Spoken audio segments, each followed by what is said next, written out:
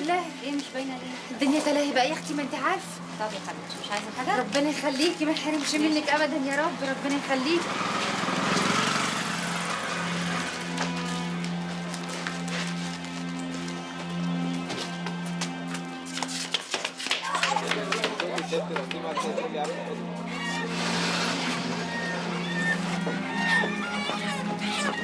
الله الله، انتوا بتعملوا ايه؟ مش هتتحركوا لما تدوا حقهم، هتاخدوا الفراخ خدوا حقهم، حرام عليكم. اسكت يا راجل هزيك. تأذيني؟ ما انت أذنت بأكل عيش ورزق عيالك، حرام عليك يا صاحب البيت. رزق ورزق عيالك. ادعوني يا ناس، ادعوني يا ناس. معلش يا سعادة البيت. حرام عليا يا بيه. العيش يا بيه. حرام عليا يا بيه. حرام، ده أنا لسه جاي من الشغل. شقة عيالة ليه؟ حرام. معلش يا بيه. معلش يا بيه. يا لهوي يا لهوي ياما. ياما هيشيلوا العشه بتاعتنا ياما، لازم نخلص من الفراخ. ايه ده؟ انت بتاكلي فراخ؟ ما سمعتيش اللي حصل؟ ايه يا واد؟ انت اتجننت ولا ايه؟ بقول لك الفراخ بتجيب انفلونزا الطيور. مين يا واد اللي قال لك كده؟ الدنيا كلها بتقول كده. طب ايه رايك بقى اللي هيمد ايده على فرخه من عندي هقطعها له، وان كنت متصور ان امك تعبانه؟ لا، ده انا اولع في نفسي واجيب لك مصيبه لحد عندك. انا بقول لك اهو، الا فراخ. الا فراخي؟ فراخي ايه ياما دلوقتي؟ بقول لك ياما الحكومه هتيجي وتكسر العشش. كسر العشش؟ خليهم يتنيلوا، يروحوا بس هم يكسروا اسرائيل، شطارين على عشش الغلابه اللي زينا. ياما سيب الورك ربنا يكرمك ياما. وبعدين دول خايفين علينا احسن المرض ينتشر. ينتشر؟ ما ينتشر يا اخويا، خليه يخف الزحمه اللي احنا فيها شويه. يا عبيط، دي اسمها فرة الفراخ. وانا عيله صغيره كنت فاكره اما يقولوا فرة الفراخ كلها تموت ونرميهم في الزباله. لا سمعنا ان زبال مات ولا الكلاب اللي كلت الفراخ الميته ماتت. ياما انت لو حصل لك حاجه هيبقى انت السبب. يا سيدي انا عايزه اموت، مالكش دعوه. ياما البلديه هتيجي تفتش السطح. دخل الحاجه كلها الاوضه قبل البلديه ما تيجي، وحسك عينك تمد ايدك على فرخه ولا ارنب هتشوف هيجرى لك مني ايه. طب ما تروح يا اخويا ايدي على كتفك، هات لي عجل وانا اربيه وشوف كده ارمي لك كل الفراخ دي من على السطوح. ها، هم قاصدين كده، مش عايزيننا ناكل غير فول وطعميه وعدس، وحتى غلوه جاتهم شوطه تاخدهم على سنينهم السودا. سديت نفسي. موضوعنا النهارده عن انفلونزا الطيور. ايوه، انفلونزا الطيور اللي خلتنا كلنا نكاكي. ايوه والله، خلتنا كلنا نكاكي وعايشين مذعورين مرعوبين وتايهين، مش عارفين الحقيقه فين. انفلونزا الطيور الفراخ بقت تنقل لنا المرض. الفراخ اللي طول عمرها بتدينا البروتين وبتدينا البيض، وترقد على البيض ويفقس يجيب لنا كتاكيت، والكتاكيت تكبر وتبقى فراخ. دورة حياة كاملة متكاملة يا سيدي. والسر الإلهي فين؟ في الفراخ. اذكر الله، قل لا إله إلا الله من قلبك يا سيدي. لا حول ولا قوة إلا بالله، واستغفر الله العظيم. طيب تعالوا مع بعض كده يا سيادنا نحلل موضوع انفلونزا الطيور دي تحليل ديني. أولا، حكاية الانفلونزا دي جات لنا منين؟ مش من بره؟ من عند الخواجات الأجانب؟ بيذبحوا الطيور إزاي؟ أنا أقول لكم، بيكهربوها، بيعدموها والعياذ بالله. والله أعلم الطيور اللي اتكهربت واتعدمت دي فيها إيه؟ جواها إيه؟ بتاكل إيه ولا بتشرب إيه؟ ما بيقولوش بسم الله الله أكبر، لأنهم ما يعرفوش قوة اسم الله على جسم الذبيحة. أي والله ما يدركوش ده، فلازم طيورهم وحيواناتهم تجيلها أمراض الدنيا كلها، لأنهم غير مؤمنين باسم الله. اذكر الله، قل لا إله إلا الله من قلبك يا سيدي. لا إله إلا الله. طب إيه بقى اللي ينقذنا يا إخوانا من هذه الخبائث؟ إيه اللي ينجينا من هذه الأوبئة؟ حاجة بسيطة، بسيطة جدا. الطهارة. أيوة الطهارة والنظافة. من احنا صغيرين بنقرا ونسمع ونشوف النظافة من الإيمان، ولا ايه يا سيادنا؟ الطهارة اللي علمها لنا الرسول الكريم، ان احنا نبقى على طول نضاف وعلى طول نبقى طاهرين ونتحصن باسم الله، باسم الله وبقوة اسم الله، ونلتزم بتعاليم القرآن وسنة رسول الله عليه أفضل الصلاة والسلام. مش هيجي للفراخ مرض ولا الفراخ هتعدينا. مصر ربنا عرفوه بالعلم. خليكم معايا كده، واحدة مش نظيفة بتربي فراخ فوق السطوح أو في حتة مش نظيفة، ولا يعني بتغسل مكان، لا مؤاخذه يعني الفراخ بتعمل كده ولا كده، ولا بتنظف مكانهم، وبعدين بتشربهم ميه بايظه وعكره، بتاكلهم اكل حامض. ما هو لازم الفراخ تمرض يا اخوانا ولا ايه؟ لان ما التزمناش بالطهاره والنظافه. يعني الحكايه يا اخوانا وببساطه مش محتاجه علم ولا فزلكه، محتاجه الطهاره والنظافة. اللهم جنب بلدنا الوباء والغلاء والفتن ما خفي منها وما بطن. اللهم جنب بلدنا الغلاء والبلاء والفتن ما ظهر منها وما بطن. آمين. اللهم اجعلنا من التوابين. آمين. واجعلنا من المتطهرين. آمين. وصلى الله على حضرة النبي الأمين، وإلى لقاء آخر، والسلام عليكم ورحمة الله وبركاته.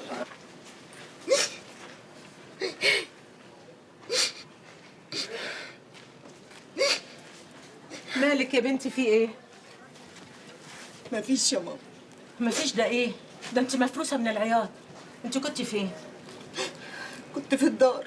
هو الزفت الدار اللي انت بتروحيه ده؟ خلاص بقى يا ماما. خلاص ده ايه؟ هو احنا ناقصين حزن؟ مل فينا مكفينا. ها قولي لي حصل ايه في الدار؟ ما يدتني جوابات دي لابوها. اشربي بقى، ما انا قلت لك من زمان قولي لها على الحقيقه واخلصي.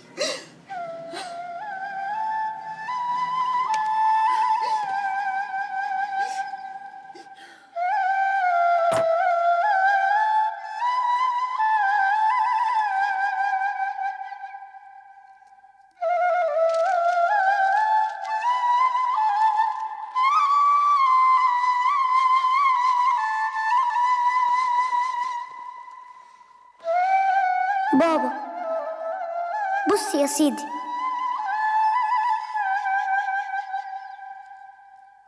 مدرستي هتفتح بكرة، حضرت الشنطة والكراريس، وبكرة الصبح هروح مدرستي.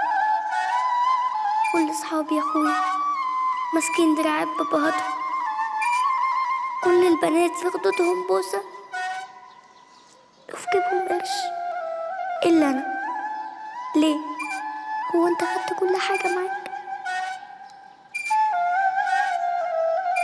وطلعت يا بابا الفصل، كل مدرسين الحصص شبهك، ضحكة، تكشيرة، العيون، الشنبات والطول. بس يا خسارة يا بابا، هما مش انت. وفي الفسحة كل البنات بتنزل الفسحة إلا أنا. عارف ليه؟ عشان كل بنت بتحكي على اللي عملته ويا باباها، ضحك ازاي، كشر ازاي، عمل لهم حصان ازاي. عارف أنا هعمل ايه في صورتك؟ بروزها برواز كبير قوي وحلقها قصاد عينيا، وافضل اضرب فيها وفيك، اضرب فيها وفيك. يمكن تشخط فيا او ازاز البرواز ينكسر وتطلع انت منه وتضربني، او ان شاء الله تذبحني. انا عارفه ان انت مش هتطلع ابدا، مش هتطلع، مش هتيجي. بنتك مية يا بابا.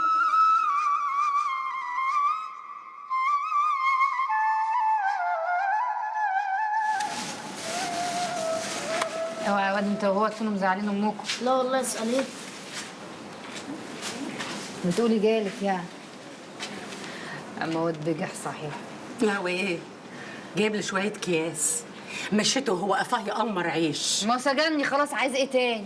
يمكن ضميره أنبني. ضمير ايه يا ابو ضمير؟ وده عنده ضمير؟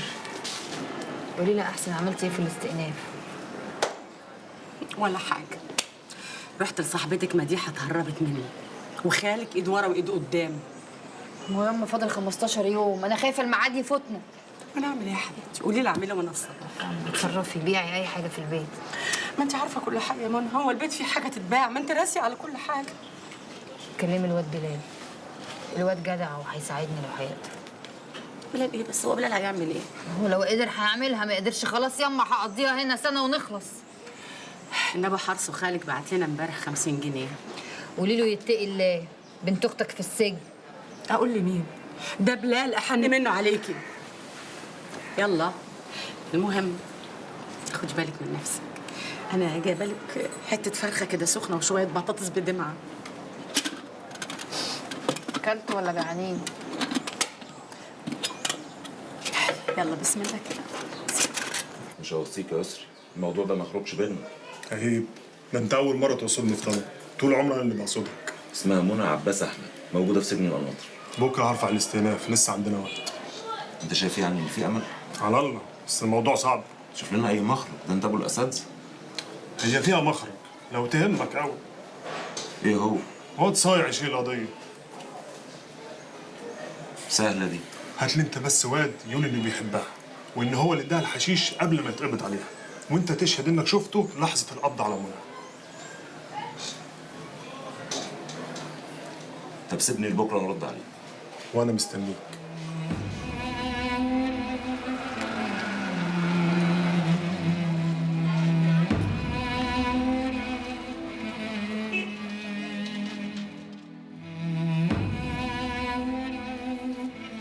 لو ليا كفايه بص بقى في صوره الواد، صدقيني هنموت من غير ما نشوفه. نفسي اشوفها ماهر، وبعدين انا كبرت. الواد لو شافني دلوقتي مش هيعرفني. هو بطل يطلبنا ليه؟ انت بتساليه بقى؟ روح اساليه. اعمل ايه؟ الواد وحشني قوي. طب يكتب لنا جوابات يطمنا عليه. من سنه كده كاننا ما كناش موجودين في حياته. هو ينفع؟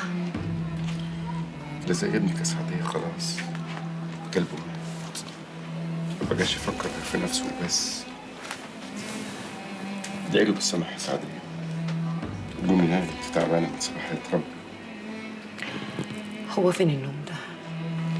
خلاص العين جفاها النوم. خلاص خليكي كده، خليكي كده، حاجه في دمك على حته كلب ما يستاهلش.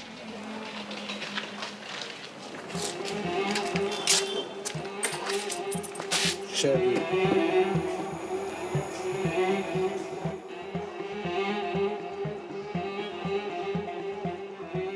أنا تحت أمرك يا باشا. منى خدت سنة حبس. عارف يا باشا. بنت غلبانة، عايزين نساعدها. ما هي نازلة استئناف، ربنا معاها بقى. بقول لك عايزين نساعدها. مش فاهمك يا باشا. عايزين حد يشيل القضية. هات قهوة سادة يا ابني. بص يا باشا، أتمنى ما أكونش أنا اللي في دماغك. لا مش أنت، بس أنا جاي لك عشان تشوف لي حد. نشوف يا باشا، نشوف. البنت حلوة وتتخدم برضه. ما تظبط نفسك يالا، ما تخليش دماغك تروح لبعيد. بعيد قريب، المهم المصلحة تقضي. ماشي. عندك حد يخلص؟ هحسبها لك.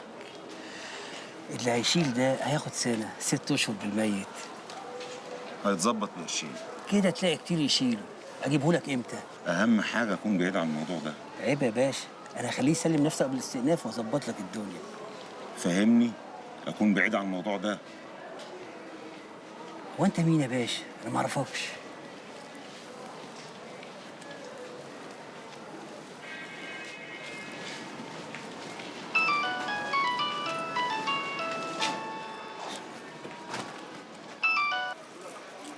ايوه يا حنفي، وهنعمل ايه؟ مش ابويا رافض؟ لا مش هقدر، مش هينفع انزل. انت كل شويه تقول لي بحبك، ما انا عارفه. يلا بقى عشان كلهم صاحيين. ها قول. بنتي عايشه. حاضر. ألف سلامة لتامر يا دكتور. والله يا شيخ أهل الحارة كلهم زعلانين عشانه. كان نفسهم ايديهم تطول الواد اللي عمل العملة السودة ديت، كانوا هياكلوه، لكن نعمل ايه بقى؟ حظه حلو. والله يا معلم جابر اللي قاطع فيا إن الأجزخانة ببق القهوة ومحدش يشوفه.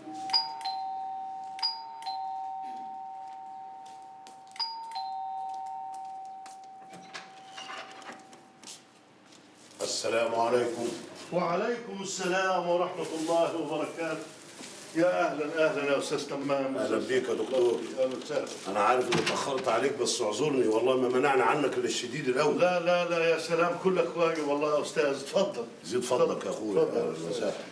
يا أهلا وسهلا يا أهلا وسهلا. السلام عليكم. وعليكم السلام ورحمة الله وبركاته. شفت يا أستاذ تمام، أنا ابني اتضرب مطوة في الحارة. الحاره لمت يا دكتور عطيه، لمت. ما كانش فيه زمان عيال من الاشكال دي، من ساعه ما القهاوي كترت والاشكال دي ما بقاش ليها اول من الاخر. عيال والعياذ بالله، تقولش واخدين توكيل من ابليس عشان يفسدوا في الحاره. قصدك ايه يا استاذ تمام؟ انت عارف قصدي كويس يا اخي. اقفلها اقفلها ينوبك ثواب. افتح لك مطعم فول وطعميه، ارحم لك وارحم لنا وارحم للحاره كلها. فول وطعميه؟ طب واكل عيالي منين؟ سبحان الله واستغفر الله العظيم. وانت فاكر ان انت اللي بتوكلهم؟ انت نسيت ان فيه رازق في السماء. ايه؟ وهي الدنيا هتمطر فلوس؟ لا لا لا لا لا، ما اسمحلكش. ما تردش عليا بالطريقه السافله دي، انا بقول لك اهو. سامع يا دكتور؟ انا جاي اتهزق في بيتك ولا ايه؟ يا جماعة مش كده، حاك على راسي يا سيدي من فوق، خليها في رقبتي أنا. وحدوا الله بقى. لا اله الا الله محمد رسول الله. شايف يا دكتور؟ شايف؟ مش عايز يوحد بالله. اعوذ بالله من غضب الله، اعوذ بالله من غضب الله. يا عم وحدت في سري، هو انت هتطلع على اللي جوايا؟ لا لا لا لا، ده كده القعده صغرت قوي. معلش يا دكتور اسمح لي، القعده دي بالنسبه لي ملهاش لازمه ولا ليها عازه. انا مضطر استاذن. ليه كده بس يا أستاذ تمام؟ الله تمشي وأنت زعلان؟ الله إيه يا عم جابر ما توحد الله؟ ما بيوحدش ما بيوحدش. لا اله الا الله. سامع كلامه يا دكتور؟ انا جيت اطمن على ابنك واعمل الواجب واتوكل على الله. معلش يا دكتور سامحني، عندي مشوار مهم وانا اسف اني عليت صوتي في بيتك، وارجو انك تبلغ اسفي للجماعه. عموما انا مش زعلان من حاجه. هزعل من مين ولا مين؟ يلا السلام عليكم. ده أنت لسه ما شربتش حاجة. مره تانية ان شاء الله. اتفضل يا وسهلا. الله ده يخليك. شرفتنا والله. لسه ما رجليش. زيارة عزيزة والله. الله يبارك لك. السلام عليكم. تتكرر إن شاء الله. ألف سلامة. اوعى تزعل منه. يا عم ازعل من ايه؟ هو طول عمره كده، ربنا يهديه. وبعد ايه يا عمنا بقى؟ مفيش حاجه ولا ايه؟ ده انت بالك يجي اسبوع ما نزلتش. أنا هفتح بكرة، بس أنا منعه بقالي مدة كده يعني، لأنه أنت عارف أصله هيشح ودخل جدول أول كمان. يا عم جدول اول، جدول الضرب هنجيبه واللي خلاه بيجيب الحشيش. بس ما تخافش يا دكتور، استاذن انا. يلا السلام عليكم. وعليكم السلام ورحمة الله وبركاته. اتفضل. زيد فضلك اتفضل. السلام عليكم. وعليكم السلام ورحمة الله وبركاته. يا لهوي عليا وعلى سنين، ساعة قاعدة محبوسة في الأوضة مش عارفة أخرج. إيه يا ناس؟ مين الناس الهم اللي كانوا عندنا؟ ده ناس من الحارة. يا دي الحارة وسنين الحارة، مش هخلص أنا من سواد الحارة. ثم أنت لابسة كده مش شيكة ورايحة على فين؟ خارجة مع واحدة صاحبتي. إيه حلو؟ الله هو كل يوم خروج يا ناقد؟ مش معقول أبدا كده. لا لا خش، لا مفيش نزول. إيه يا عطية مالك؟ في إيه يا أخويا مالك متعصب عليا ومش رايق ليه؟ إيه؟ لسه ما خدتش الحباية؟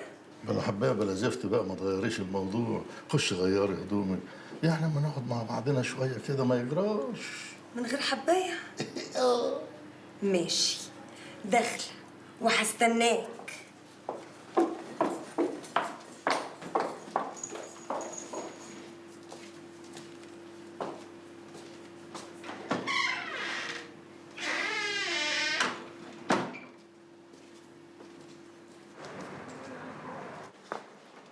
اتفضل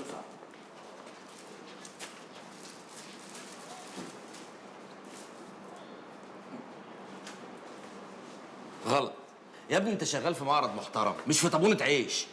اي غلط في الشيكات تاني انا ما عنديش عزيز. اتفضل روح صلحها تاني.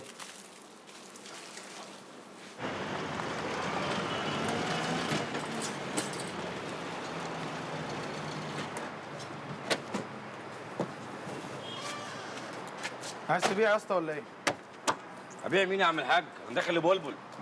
استاذ نبيل، استاذ نبيل. هو بقى استاذ خلاص؟ اتفضل اتفضل. اهلا يا عبد الله، ازيك؟ تعالى اقعد. عرفك الشيخ ابو العيال السمسار. سمسار ايه يا ريس؟ انت ليه بتنسى موضوع الاثار؟ في ايه؟ هو خبير اثار يا سيدي. مع الدكتور زي حواس. انا كنت موظف في الاثار ولما رفدوني قلت انقب لوحدي. يا شغلانه يا ريس. امسك ده الكارت بتاعي يمكن تحتاجني. نقب مع نفسك. يا اهلا وسهلا. اهلا يا عم الشيخ. الشرف لينا. هتيجي لنا على الله والنبي نبيل عشان عندي شويه مواعيد. خلينا نشوفك يا عم الشيخ. ان شاء الله يا ريس. سلام يا استاذ عبد الله.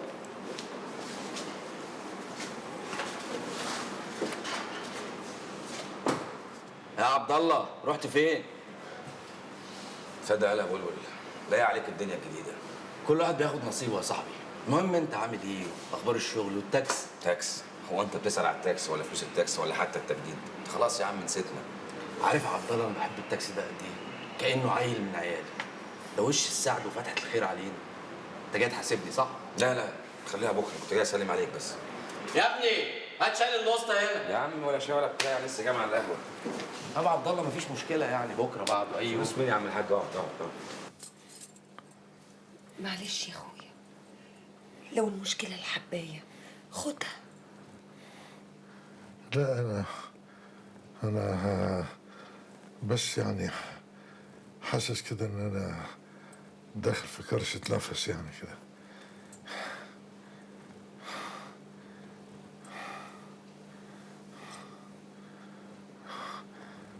انا عارف ان انا ظلمتك، بس كمان انا ما غصبتكيش. انت لما جوزتيني كنت عارفه ان انا راجل كبير. ولا يهمك يا اخويا، انا ما قلتش حاجه، بس يعني احنا اليومين دول كل حاجه وليها علاج. انت بس اللي تلاقيك واخد على العلاج غلط. ايوه، انا ماشي في سكه غلط، بس غصب عني كنت عايز ارضيكي. انا ما يهمنيش الحاجات دي. انا لما وقفت قدام اهلي واتجوزتك كنت علشان عايزه اعيش حياتي، عايزه احس بالامان. تصبح على خير.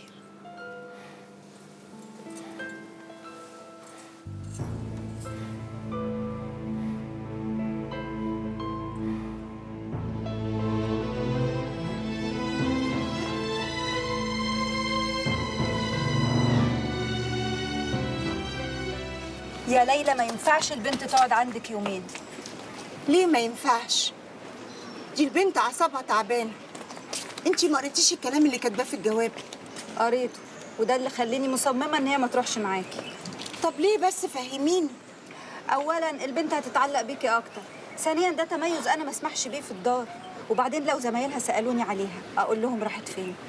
دي هتقعد عندي يومين بس. تقعد عندك على طول؟ انا ما عنديش مانع، اتبنيها.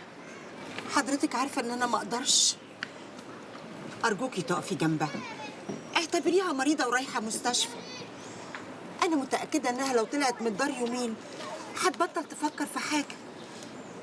وما تقوليليش تميز، حضرتك عارفه انها بالنسبه لي حاله خاصه. هتمضي على تعهد؟ همضي. اوعي تاخريها يا ليلى، انا عندي تفتيش. لا هم 4 ايام بس. طيب ربنا يستر، ربنا يستر. مسكنا انا يا ماما. ايوه، ايه رايك؟ حلو. مش حلو قوي، بس الناس هنا طيبين وكلهم بيحبوا بعض، زي البيت اللي انتي قاعده فيه. اسمه دار يا ماما. ما بتفوتيش حاجه ابدا. ماشي يا ستي، دار. الله ينور يا صابر. مبروك يا ام صباح، ربنا يتمم لك بخير يا حبيبتي. عشت يا حبيبتي عقبال حبايبك. يا منجد علي المرتبه، يا منجد علي المرتبه، عروستنا حلوه مؤدبه، عروستنا حلوه مؤدبه. ايه انتوا نويتوا يا صباح؟ ان شاء الله يا حبيبتي، عقبال عندك يا اختي. تعيش. بسم الله ما شاء الله، بسم الله ما شاء الله. البنت الحلوه اللي مع ليلى دي مش عارفه ياما، تلاقي قريبتها. طب وجع قلبي ليلى دي كبرت وبختها مال. وقمر ياما والنبي قمر. انا بس نفسي اعرف مين اللي اداك القطن ده. يا لاوي اشتغل وانت ساكت يا صابر. ده 100 نوع في بعض. الراجل اللي اداك القطن ده حرامي. بس يا بنت نجار، يلا حضري الاكل عشان نغدي عمك صابر. حاضر ياما. كمان هتغدينا؟ انا عندي اغلى منك النهارده، شاهل انت بس وخلص. طب احنا عايزين 5 متر دمور عشان بطانه المخدات. يا لهوي، ما قلتش من بدري ليه يا صابر؟ طب خلاص بعد الغدا نبقى نجيبهم. يا من كده عيون التالة عروستنا نبي فل اهو. الحمد لله. خشي تعالي من هنا. ماما ماما. ايوه يا ليلى. الله، هي دي مي. بسم الله ما شاء الله. هاتي بوسي يا حبيبتي. ازيك يا حبيبتي؟ ازيك يا تيتا؟ تيتا حلوه قوي من بقك تيتا دي. ها اوضب لكم الاكل؟ يا ريت يا ماما، ده انا هموت من الجوع. حاضر. تيجي يا ميون نشوف اوضتي؟ حاضر. يلا اجري اجري اجري. هوبا هوبا هوبا هوبا. ايوه يا اختي، اوجعي قلبنا اوجعي، مش لاقيه لنا مصيبه. ها ايه رايك في اوضتي؟ حلوة قوي يا ماما. الله، عرايس بتوعك دول يا ماما؟ من زمان وانا قد كده كنت بلعب بيهم. يعني العب بيهم؟ يا حبيبتي انت هتنامي معايا، العبي باي حاجه تعجبك في الاوضه. خدي يا حبيبي. انت حلوة قوي يا ماما. يا حبيبتي انت احلى حاجة شفتها في حياتي. وانت كمان. انتهي على حد يجيب لنا عيش يا ليلى. حاضر يا ماما. انزل انا؟ لا انت لسه بدري عليكي.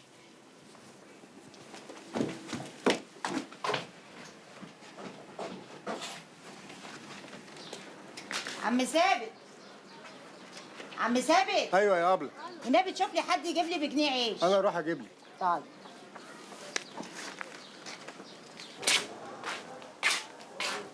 يلا يا عم صابر، الاكل جاهز. يا ست بعدين، انا مش جعان دلوقتي. امي بتقول لك ما ينفعش هي تيجي تجيب. لا مش هعمل له حاجه، هغيرك مش هخليك تكمل الشغل. لا اذا كان كده انا اجي. يلا يا تلم القماش ده. تعالى دوق اكلها قبل ما تحرم من طبيخها الصايص. يا مسهل. اقعدي يا ماما اقعدي. الحق.